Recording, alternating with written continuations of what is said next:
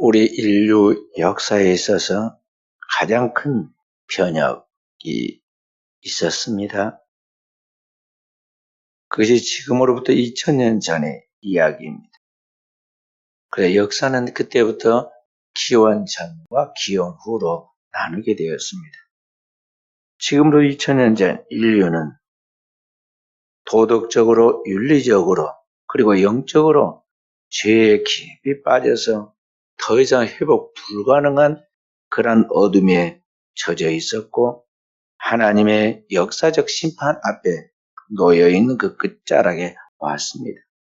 바로 이러한 때 마치 밤이 낮처럼 바뀌듯이 이 세상을 완전히 바꾸는 새로운 사건, 세상을 새롭게 만드는 사건이 있었는데, 바로 그 사건이 하늘로부터 새로운 왕이신 예수 그리스도께서 이 땅에 오신 이야기입니다.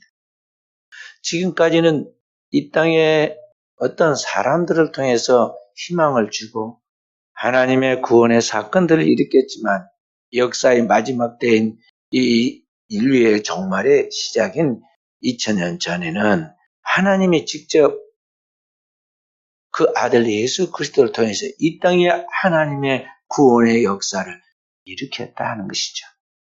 그래서 그것을 성경은 비유하기를, 지금까지는 이 땅에 불완전한 그런 물리적인 빛이 있었다면 이 세상에 온 세상을 살리는 생명을 주는 참 빛이 와서 비쳤는데, 바로 그 빛이 하나님의 아들 예수 그리스도가 와서 비치는 빛이라고 말씀하고 있는 것입니다. 만왕의 왕이신 하나님께서, 바로 그 예수 그리스도께서 이 세상에 인간의 몸을 입고 성령으로 잉태되어 오신 것입니다. 예수 그리스도 그분을 통해서 세상이 창조되었고, 역사를 주관하신 그분께서 이 땅의 그 모든 역사를 주관하셔서 이제 마지막 때에 자기의 백성들을 구별하고 그 백성들을 그 영원한 하나님의 나라인 천국으로 인도하기 위하여 이 땅에 아기로 태어나셨다는 것입니다.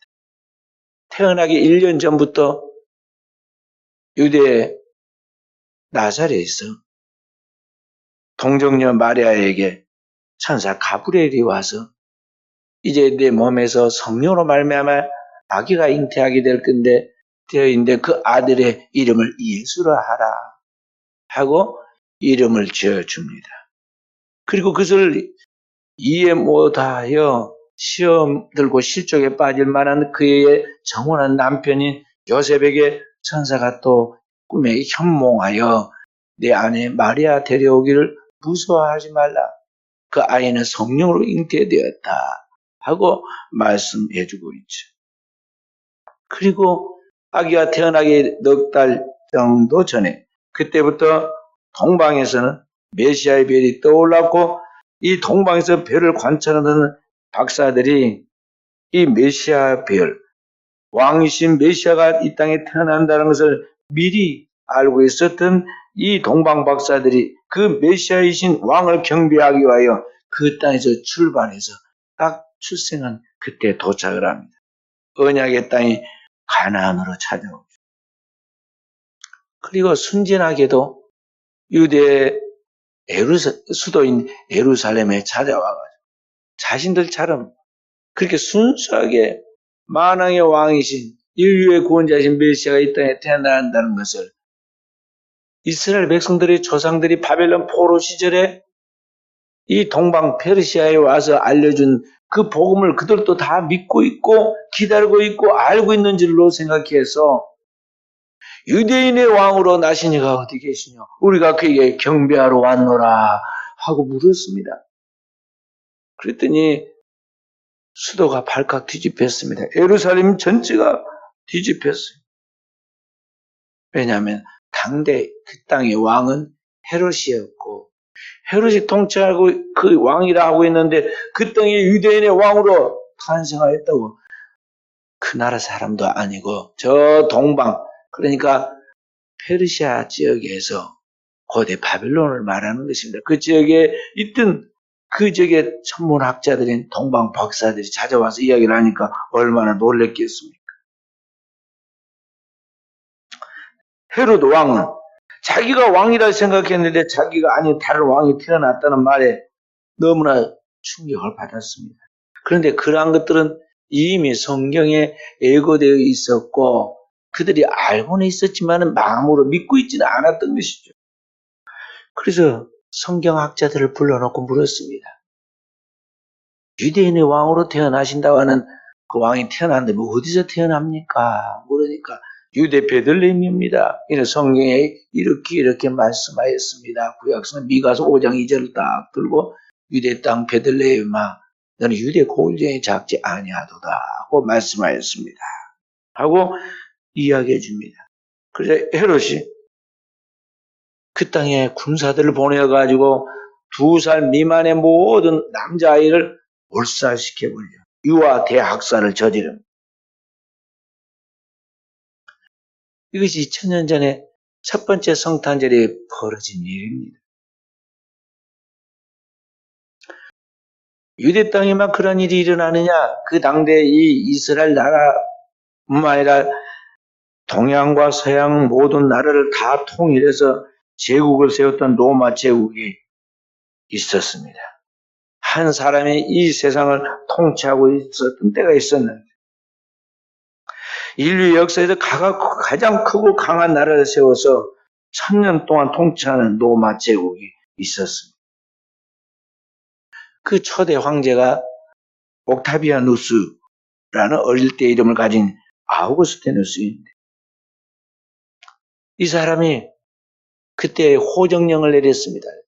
자기가 통치하는 모든 나라, 식민지 지배하에 있는 나라들까지 다 인구 조사를 하라고 호정령을 내렸는데 그 호정령에 따라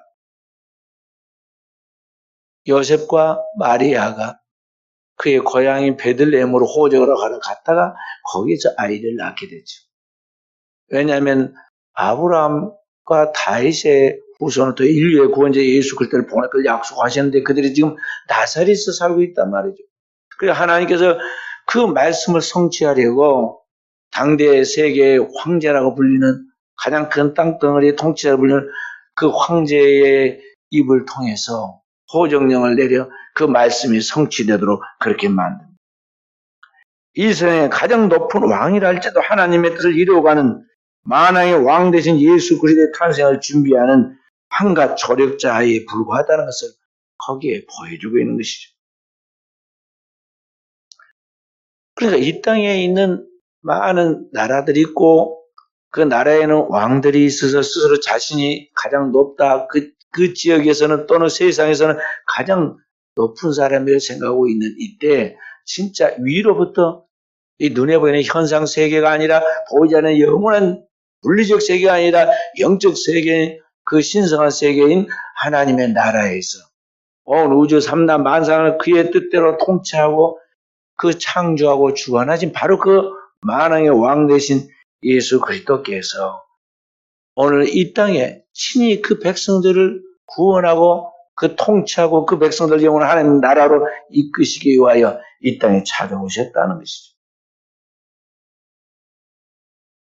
그런데 이 땅의 왕들은 어떠냐? 그렇게 이 온 우주 삼남 만상의 주인 되시는 그리고 왕 되시는 그 그리스도 예수께 찾아오셔서 그의 사랑과 그의 은혜로 이 세상에 하나님의 구원을 주려고 한다는 이 진리를 알지 못하고 하나님의 계시의 말씀을 믿지 아니하고 여전히 자신들이 통치하는 세계에 자기가 왕이 되기 위하여 영원히 자기가 통치할 수 있을 것 같이 이 땅에 태어나는 그 왕인 예수 그리스도를 핍박하고 죽이려고 온갖 악한 행위를 다 하는 것을 볼 수가 있어요.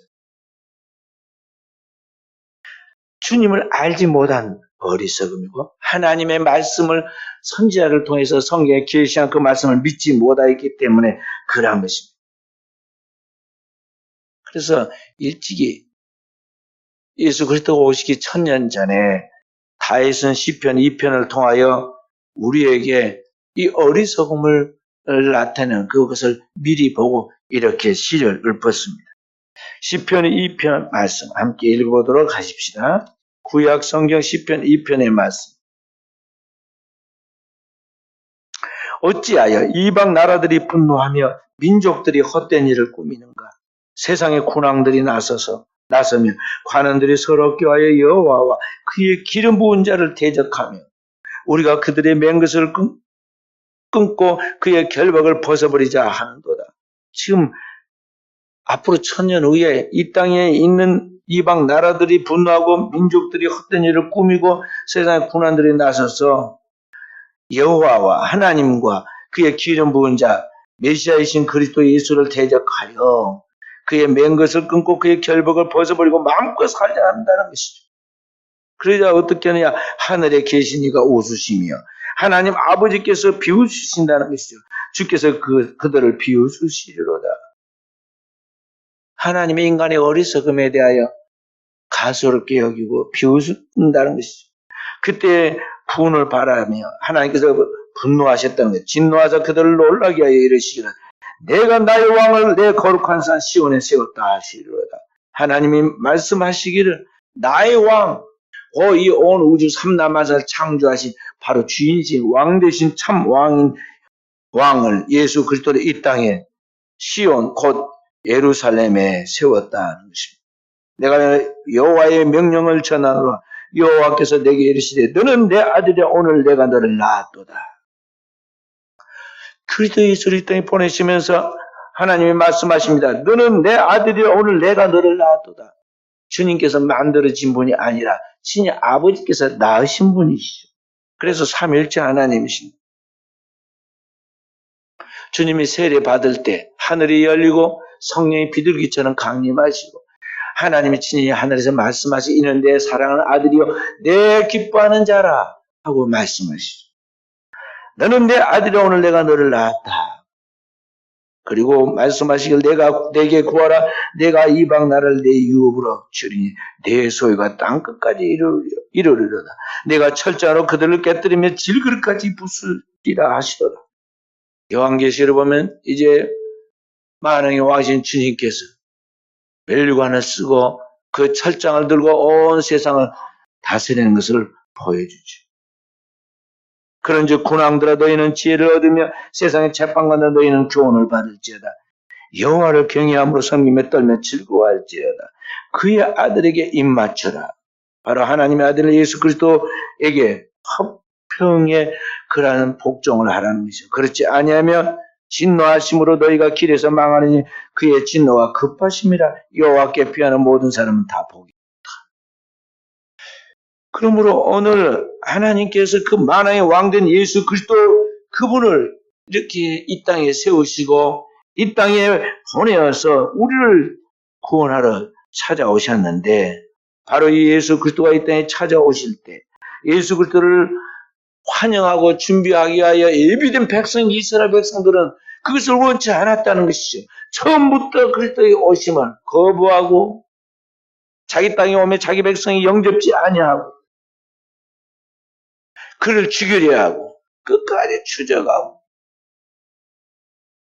그분이 하늘로부터 오신 하나님의 아들 되시면 그분의 말씀을 통해서 그분의 행하신 모든 사건들을 통해서 다 나타냈음에도 불구하고 그들은 그리스도를 십자가에 못 박게 되죠. 작은 자신의 안녕, 경제적인 이익, 또 자신의 편리함, 또 자기가 가지고 있는 직위의 기득권을 놓치지 않으려고 왕이라는 사람부터 시작해서 모든 백성들 다 그와 같은 사사로운 정과 욕심에 묶여가지고 하늘로부터 오신 진정한 구원의 큰 사건이 예수 그리스도의 구주로서의 우리를 구원하신 일들을 거부해버렸다는 것이죠.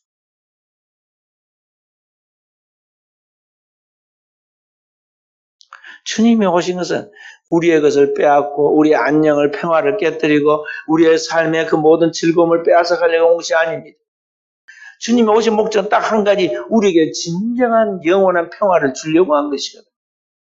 그래서 주님이 태어날 때 천군 천사가 사람들이 환영해야 하는데 그 백성 유대인들이 환영을 해야 하는데 아무도 환영을 안 하니까 하늘에서 천군 천사가 내려와가지고 노래하잖아요. 나팔과 비파를 켜고 노래하잖아요. 지극히 높은 곳에서 하나님께 영광이요 땅에서 기뻐하심을 입은 사람들 중에 평화로다. 주님이 오셔서 이 땅에 우리를 구원하기 시작하는 그 사건이 하나님의 모든 뜻을 이루어가는 하나님의 영광이고 이 땅에서 인류에게는 하나님의 평화를 주는 진정한 평강을 주는 사건이라는 거죠. 그러니까 이 땅의 평화는 사람이 만들어낼 수 있는 인위적인 그런 평화가 아닌 진정한 영원한 불완전한 평화가 아니라 절대적인 참 평화를 주신다는 것이죠. 그걸 주기 위하여 주님이 오셨고 그 평화를 우리가 누리게 하신 것이죠. 그 은혜를 받으면 그 평안이 자기 안에 다 들어와 있기 때문에 세상에 어떤 것도 그를 위협하거나 또는 그를 넘어뜨려 유혹하거나 그런 것들에 두려워가지고 뒤로 물러서지 않게 되는 거예요. 그런 하늘의 평화를 주시려고 주님이 오신 것이죠. 역사는 항상 반복되는데요.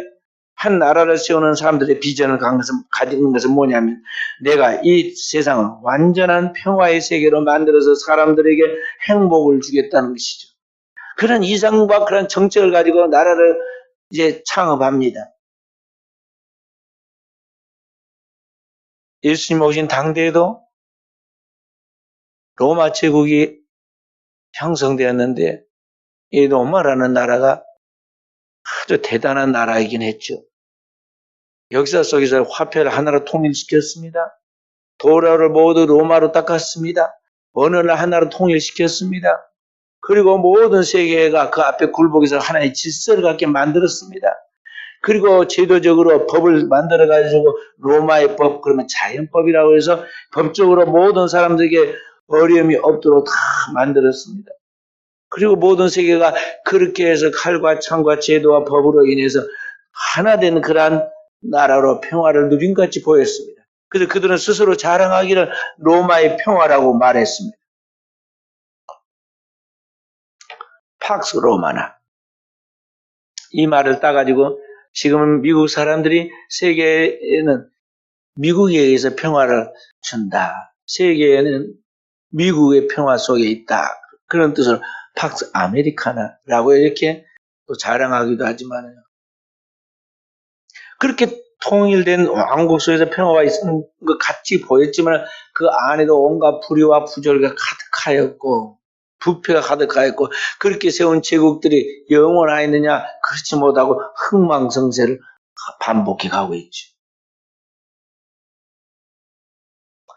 그 이 땅에 있는 죄인으로서 인간들이 모여있는 이 공동체에서는 이러한 평화가 인간의 방법, 수단, 인간의 철학, 그리고 인간의 학문, 과학, 의학, 또 인간의 모든 그런 무력을 가지고 되는 것이 아닙니다. 그런데 그렇게 할 수 있을까요? 지금도 끊임없이 그 군사 무기를 만들고 계속 발전된 무기를 자랑하잖아요.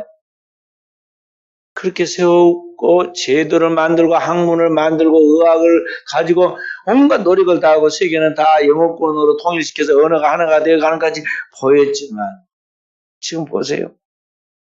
눈에 보이지 않는 이 조그만 코로나 내용이 정확히 뭔지도 모르겠고 어떻게 잡을지도 몰라요. 코로나 백신이 지금 나왔다고 그러지만 이게 완전한 백신이 되지 못하기 때문에 그 맞기가 사실은 두려워하죠. 한 65%의 가능성이 있는데요. 맞아도 죽고 안 맞아도 전혀 상관없이 지나가는 사람도 있고 다양해요. 그렇기 때문에 지금 하여간 최대한 어떤 가능성을 생각해 가면서 불완전하지만 그거라도 맞아서 살아보겠다고 지금 하고 있잖아요. 그런 이 코로나 하나 때문에 모든 인간들이 지금까지 쌓아놓은 업적들, 과학과 의학과 인간의 여러 가지 문명, 그리고 인간의 지식, 인간의 제도와 법, 인간의 쌓아가고 있는 그 무력의 권력과 그 무력의 그 힘들 다 쓸데없이 되고 말았어요. 바벨탑이 하루아침에 무너지듯이 이 코로나 바이러스 하나에 다 무너졌죠. 이 세상은 하나님의 섭리하시는 계획대로 하나님의 예언하시고 약속하신 그 말씀대로 지금 종말에 향하여 가고 있는 수순을 밟고 있는 것입니다.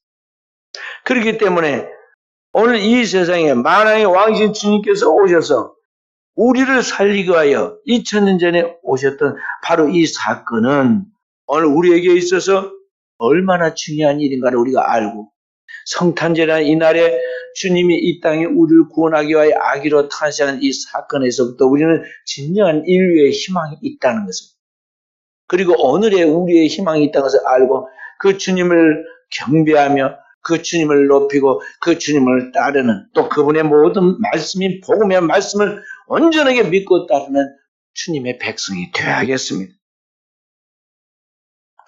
주님이 오늘 이 땅에 오셔서 우리를 구원하기 위하여 오늘 자신을 악의 몸으로 자기를 비하시켜서 성령으로 잉태된 이 사건은 오늘 우리에게 구원의 큰 기쁜 소식, 복음이 되는데, 오늘 주님이 왜 이 땅에 오셨습니까? 주님이 오신 목적이 무엇입니까? 성탄절에 모여서 우리 선물 주고받고 재밌게 놀고 연인들끼리 약속 정해가지고 그날 놀러가고 그거 하라고 성탄절을 주님께서 하라는 게 아닙니다. 주님이 이 땅에 오신 가장 큰 목적은 이 세상에서 우리 인간의 세계에서는 스스로 자기를 구원할 수 있는 사람이 단 한 사람도 없고, 이 땅에 그 어떤 것으로는 인간이 구원받을 수 있는 길이 없기 때문에 하나님께서 우리를 구원하기 위한 유일한 마지막 처방으로서 그리스도 예수를 보내셨고, 그리스도 예수가 오셨는데 그 오신 목적이 무엇이냐? 오늘 인류를 죄로 말미암아 타락하고 부패하고 그 죄의 값으로 멸망받아 영원한 음부에 떨어질 수밖에 없는 운명에 놓여진 오늘 우리의 영혼들을, 우리의 인생을 살려서 구원시켜서 영원한 아버지 집으로, 하나님의 나라로 데려가도록 하기 위해서 주님이 이 땅에 오셨다는 것을 우리가 알아야겠어요. 전능하신 하나님이 오늘 우주를 처음 창조하실 때는 이 땅에 그 어떤 이 세계에 죄가 없기 때문에 불완전하지 않았는데, 죄로 말미암아 인간이 타락하고 나니까 만물이 다 부패해졌어요. 그래서 첫 번째 것이 다 이제 부패해서 쓸모없게 돼 가니까 이제 하나님께 새로운 두 번째 세상을 창조하셨는데, 바로 그 세계가 새 하늘과 새 땅과 새 예루살렘. 거기는 다시는 죄가 없고 저주와 재앙과 죽음과 고통과 멸망이 없는 것이죠. 바로 그곳에 오늘 우리를 새로운 백성으로 들어가도록 이끄시기 위하여 주님이 이 땅에 찾아오셨다는 것이죠. 그리고 하나님과 인간 사이의 이 절망적인 죄의 문제를 해결할 인간의 다른 방법이 없어요. 마치 요새 코로나 바이러스에 백신을 만든다고 그러지만 그런 것 같이 죄를 어떻게 해결할 수 있는 죄에 대한 백신이 없어. 인간이 만들어서 그걸 해결할 길이 없다 이 말이에요. 사실은요, 코로나 바이러스로 인해서 죽는 사람은 극소수이고, 우리나라로 보자면 독감으로 죽은 사람이 그보다 10배나 더 많아요. 감기 걸렸고 1년에 죽는 사람이. 그런데 지금 이제 독감 백신이 다 있어요. 독감 맞아도 죽고 안 맞은 사람도 죽고 그러는데, 코로나 바이러스에 대한 것도 마찬가지. 일종의 지나가는 하나의 통과 의례라고 볼 수 있는. 마치 백신 맞아가지고 우리가 조금 더 면역력이 생겨서 생명을 좀 유지해 갈 수 있는 그 정도가 아니라, 이 죄는 인간을 죽고 그 외에는 영혼까지 멸하는 음부에 영원히 멸하는 심판이 있기 때문에 이 죄로부터 해결할 방법이 이 세상 인간의 세계에는 없다 이 말이죠. 그리고 죄는 인간만 파괴한 것이 아니라 모든 만물까지 파괴시키기 때문에, 그렇기 때문에 하나님께서 이 첫 번째 세상은 멸하고 두 번째 세상을 하나님께 준비해 놓았는데, 그 나라에 들어갈 수 있도록 하나님께 내린 처방이 바로 하나님의 아들 예수 그리스도를 보내신 것이라는 것이죠. 근데 그 예수 그리스도가 오셔서 하신 건 뭐냐? 바로 인간과 하나님 사이 그 가로막혀 있는 오래된 그 고질적인 질병, 곧 이 죄의 문제를 주님께서 친히 자신의 몸으로 담당하고, 우리의 죄와 삶 속에 저지른 모든 어리석은 허물들을 다 짊어지고 하나님과 인간 사이에 대신 속죄하는 속죄의 어린 양으로서 십자가에서 모든 사람들이 다 아는 그 십자가에서 우리를 대신한 모든 수치와 고통, 그리고 슬픔, 그 괴로움, 그리고 아픔을 다 담당하고 죽으시죠. 그리고 그리스도 예수께서 십자가에서 아버지 앞에 속죄하는 기도, 아버지 저들의 죄를 사하여 주십시오. 저들은 자기가 하는 것이 무엇인지 알지 못합니다. 오늘 우리의 무지에 대하여, 하나님께 대한 불신앙과 불순종에 대하여 그리고 그러한 삶의 결과들에 대해 전혀 알지 못한 그 모든 죄를 하나님 앞에 속죄하는 기도를 하고 그 속죄의 기도와 함께 그의 삶을 통해서 그가 대신 우리의 죄를 속죄하여 흘린 피의 값으로 오늘 우리가 모든 죄가 하나님 앞에서 다 씻어지게 되죠. 도말라 했다. 잉크 지우개를 지우듯이 다 지워졌다는 거예요. 그렇게 해서 하나님과 인간 사이의 이 죄의 문제가 처리되니까 이제 오늘 우리가 영원한 속죄를 받아 하나님 앞에 하나님의 자녀가 되는 권세를 회복하게 되고 하나님의 자녀로서 하나님 나라의 영원한 영광 가운데 들어가게 된 것입니다. 성경은 말씀하여 영접하는 자, 곧 그 이름을 믿는 자들에게 하나님의 자녀가 되는 권세를 주셨다 그랬고 그 아들 예수 그리스도의 피를 통해서 오늘 불완전한 짐승의 피가 아니라 그 아들 예수 그리스도의 피를 통해서 우리가 영원한 속죄를 받아 하나님의 나라의 성소에까지 단번에 들어가게 되었다 말씀했어요. 바로 그 하나님의 아들 예수 그리스도를 통해서 이와 같이 하나님의 나라의 영광이 들어가서 이제 영원히 하나님 앞에 새로운 세계, 새로운 나라의 그 신성한 하나님 나라에 들어갈 수 있도록 은총을 주셨고 그분이 선한 목자가 되어서 우리 끝까지 길과 진리와 생명에 인도하시는데 바로 그것을 위하여 주님이 우리에게 오셨다는 것이죠. 그리고 하나님의 나라에 가면 이제 이 땅에서처럼 마음이 오마조마하고 항상 불안 가운데 쌓여있는 그런 불안정한 평화가 아니라 다시는 죄가 없고 저주와 재앙과 죽음이 없고 다시는 전쟁이 없고 고통이 없는 그 세계에서 하나님과 함께 아버지와 함께 영원히 함께하죠. 하나님 아버지의 모든 지식으로 우리가 충만히 무장되어 있기 때문에 우리가 또한 그 모든 것을 다 알아가죠. 알 수 있죠. 그렇기 때문에 불안함이 없어요. 그 완전한 하나님의 나라의 평화, 하나님 나라의 평강을 우리가 누리며 살아가게 된다는 것입니다. 바로 그것을 바라보며 오늘을 살아가는 것이 성도의 소망이에요. 복음의 말씀을 통해서 그리스도 예수를 통해 복음의 말씀을 믿는 것이 믿음이고 성도들이 바라는 소망이 바로 이 땅을 바라는 소망이 아니고 영원한 하나님의 나라에 들어가서 그 하나님과 함께 거하는 그것이 소망이에요. 그리고 그와 같은 하나님의 뜻을 완성시켜 나간 것이 바로 사랑이에요. 하나님께서 우리를 사랑하시되 끝까지 사랑하시고 십자가의 그 아들 예수를 내어주시기까지 사랑하시고 우리의 어리석음과 가증한 죄악들임에도 불구하고 그것을 탓하지 않고 그것과 상관없이 우리를 끝까지 사랑의 눈으로 바라보고 품어서 용서해서 그 나라에 들어가게 하신 그것이 바로 사랑이에요. 바로 이 하나님의 아가페의 절대적 사랑. 우리가 받은 사람들이라는 것을 알아야겠어요. 그리고 그렇게 살 수 있도록 그 믿음을 간직하고 그 사랑을 가지고 끝까지 하나님과 함께 동행해 살아갈 수 있도록 만드신 그 하나님의 은혜가 뭐냐면 그의 보내신 성령이에요. 예수 그리스도와 우리 사이에 모든 죄의 장벽이 무너지고 난 다음에 하나님께서 우리 마음에 부어주신 게 뭐냐면 그의 성령이에요. 성령, 거룩한 영이요. 우리가 죄로 말미암아 하나님의 영이 떠나가지고 오늘 이 땅에서 불완전한 존재가 되어 죽어갔는데 이제 떠나간 하나님의 영이 성령이 바로 우리에게 다시 들어오시죠. 왜냐하면 우리의 죄가 사라졌으므로 우리가 하나님의 자녀 거룩한 성도가 되었고 성도에게 반드시 필요한 하나님의 영이 성령을 부어주셔서 오늘 우리가 성령으로 살게 됐다는 것이죠. 그래서 오늘 우리는 이 위대한 복음의 말씀을 받아들이는 사람으로서 이 축복을 누려야겠어요. 그리고 세상에 이 축복을 나누어주는 자들이 되어야겠습니다. 세상은 이 깊은 하나님의 구원의 소식을 잘 모르고 있어요. 여전히 불안 가운데 쌓여 있어서 심리적인 불안감, 공황증, 번뇌로 인해서 두통, 우울증, 그 괴로움으로 인해서 막 자살하고 술을 먹고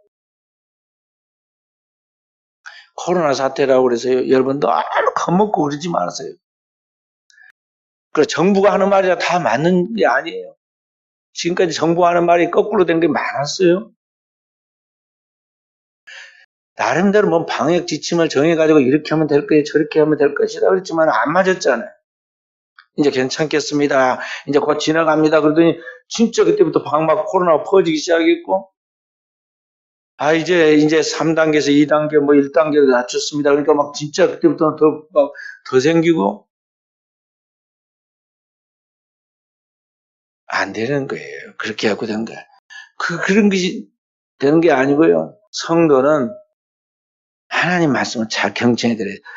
우리는 단지 그냥 뭐 마스크 좀 쓰고 또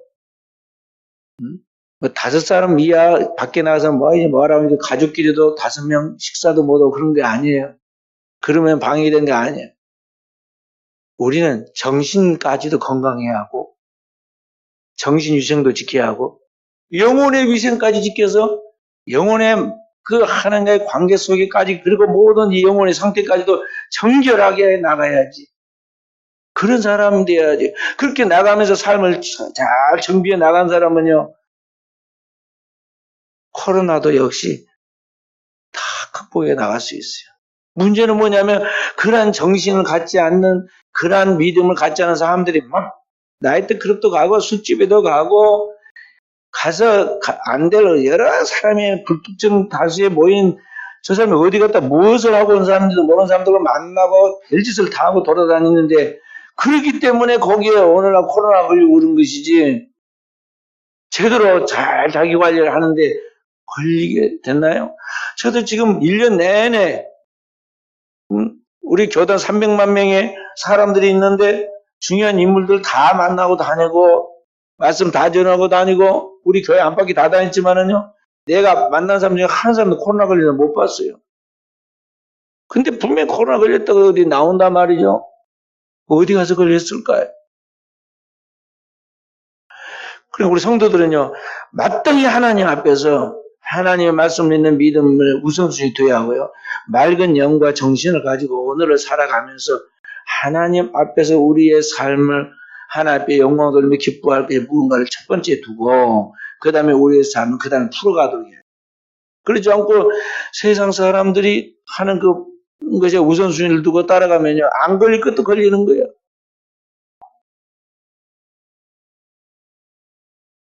어찌됐든 오늘 여러분과 저는 이 성탄절에 우리에게 그 큰 은혜를 베풀어 주신 그 주님이 오신 것에 대해 진짜 기뻐야 하는데 오늘 크리스마스 되는데 우울한 성탄절을 보내고 있다는 것이죠.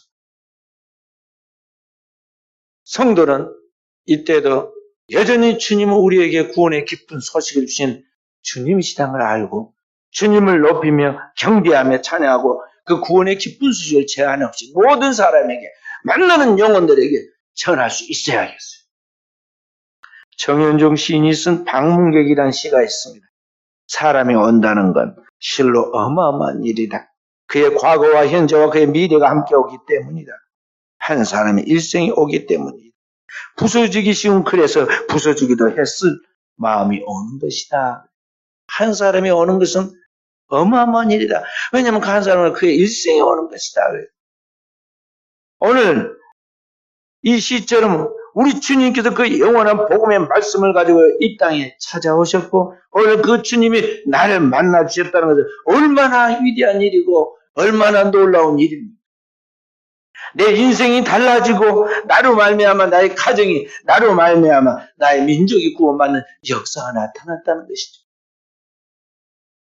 그렇기 때문에 이 성탄절에 우리 성도들은 복음의 이 놀라운 은혜와 은총 입을 벌리고 선포해서 방황하는 상처 입은 죽어가는 영혼들에게 하나님의 구원의 복음을 전하여서 생명을 살리는 주님의 메신저의 역할을 감당하는 귀한 종들이 되어지기를 주의 이름으로 축원드립니다.